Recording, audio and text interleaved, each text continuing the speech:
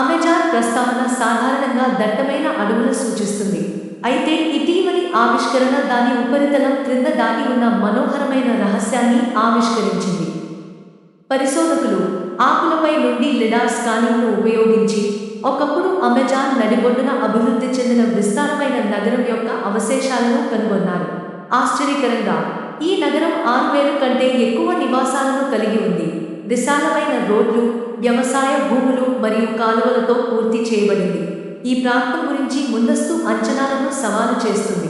శాస్త్రవేత్తల దృష్టిని ఆకర్షించింది కేవలం పురాతన నగరం మాత్రమే కాదు, అమెజాన్ దిగువన కనిపించే ప్రత్యేకమైన నేల.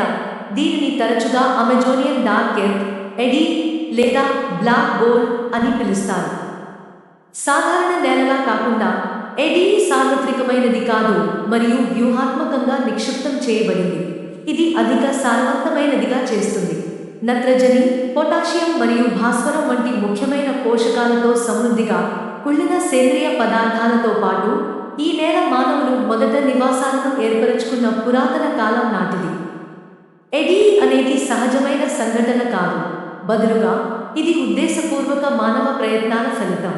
వాతావరణ మార్పులను తగ్గించడంలో మరియు పంట దిగుబడిని పెంచడంలో సహాయపడటం వలన దాని సృష్టి ప్రక్రియను అర్థం చేసుకోవడం గణనీయమైన విలువను కలిగి ఉంది.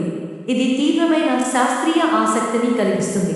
అమెజాన్లోని అధ్యయనాలు కొత్త అంతర్దృష్టులను ఆవిష్కరిస్తూనే ఉన్నాయి.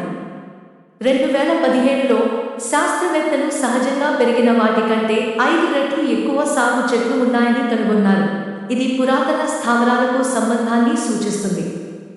అనేక స్వదేశీ కమ్యూనిటీలు కనుమరుగైనప్పటికీ వారి వ్యవసాయ పద్ధతులు ప్రయోజనకరమైన నల్ల నేల ప్రభావంతో అడవుల పెరుగుదలకు దోహదపడ్డాయి.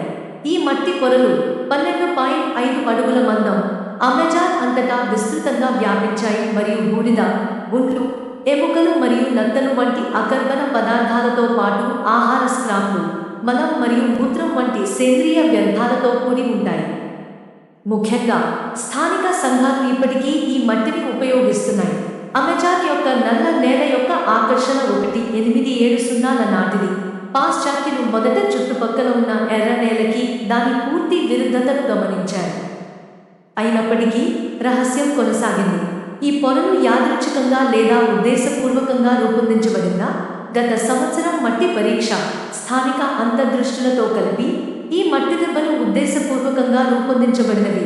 కొన్ని 5,000 సంవత్సరాల క్రితం మరియు మరికొన్ని 4,000 సంవత్సరాల క్రితం నాటివని నిర్ధారించడంతో ప్రతిష్టంభన చివరకు విరిగిపోయింది. ఈ నల్లటి మట్టి పొరలను సృష్టించే ప్రక్రియ వివిధ ప్రాంతాలలో ఒకే విధంగా కనిపిస్తుంది.